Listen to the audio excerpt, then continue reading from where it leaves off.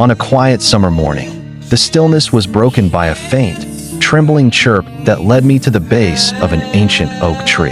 There, almost hidden among the grass, lay a fragile fledgling.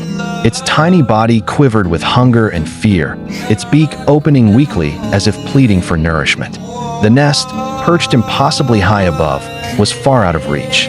Alone, abandoned, and utterly defenseless, the little bird seemed destined to fade away.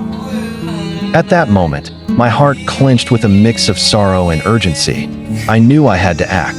Carefully scooping the creature into my hands, I carried it home. Anxiety shadowed every step, for I was suddenly responsible for a life so delicate it could vanish in an instant.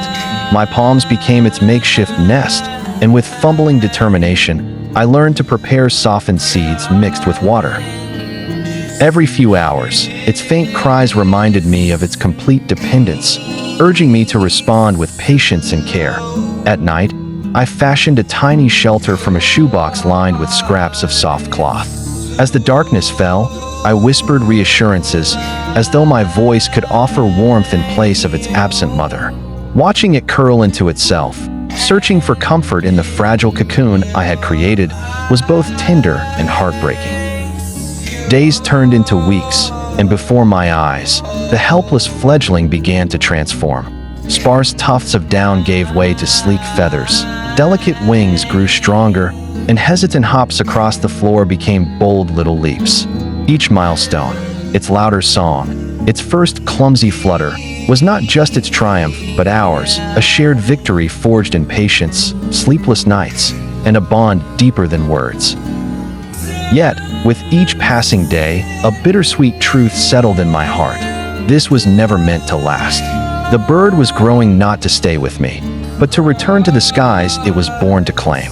The thought filled me with both pride and sorrow. And then, the day arrived. Beneath the same oak tree where our paths had first crossed, I opened my hands. For a heartbeat, it lingered, eyes meeting mine, as though acknowledging the chapter we had written together. Then, with a sudden surge of strength, it lifted into the air.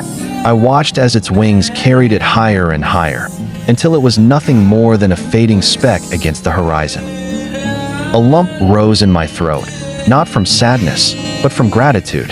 In its brief presence, the little bird had given me something extraordinary, a reminder of our fragile yet unbreakable bond with nature, and the profound power of compassion to nurture life at its most vulnerable. It flew away, but its lesson remained, etched into my memory like the song of summer mornings.